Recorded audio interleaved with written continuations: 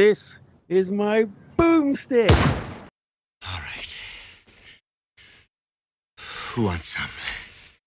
With Zero Caliber 2 coming out soon, I thought it might be prudent of myself to do a review and actually play Zero Caliber Reloaded. And my time spent in this game kind of surprised me.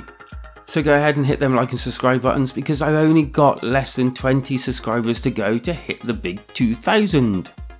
So they describe Zero Caliber as a all-in-one VR FPS. That is to say that they have literally crammed almost everything in this game. I only wonder what could be in the second one.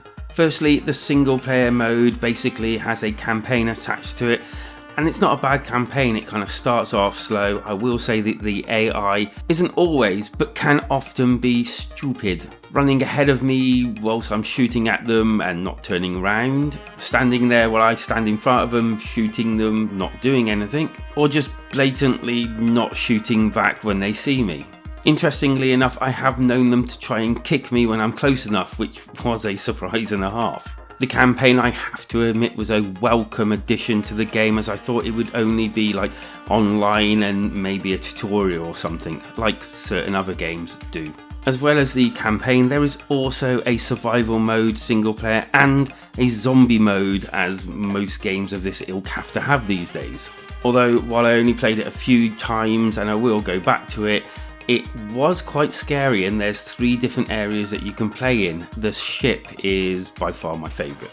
There are also, if you wish to take a friend in with you, co-op campaign and also co-op survival and zombie modes. As well as this, you can also go in PvP, squad or single, and to these ends, luckily enough, you can go for quick games or basically bring up the itinerary of what's out there or create your own game. And luckily enough, some of these modes actually have cross-platform play, which is a relief because hopefully you'll always get a game.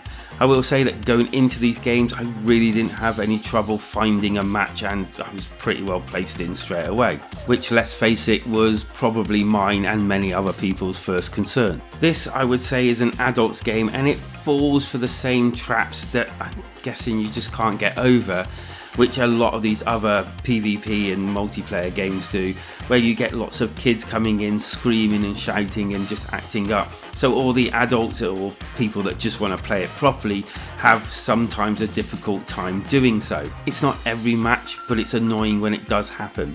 I can only imagine that it being put as a free game on the Meta Plus offerings has only exasperated this problem.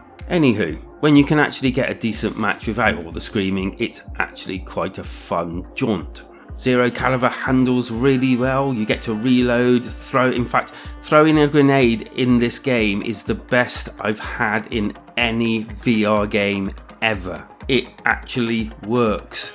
Moving around works really well. It has all your usual offerings to help with VR sickness. Fortunately enough, I don't need any, so I turn them all off. At mostly all times I felt in control of my character, and just the way they've made the guns react and the way you can move around and everything, it just makes you feel kind of badass. And trust me, that really helps with immersion. It looks pretty. It's not the best looking game I've ever seen, and I'm guessing that's going to be upgraded in Zero Caliber 2. And I would say that the guns and everything sounded realistic, and yeah, I had no problems there either.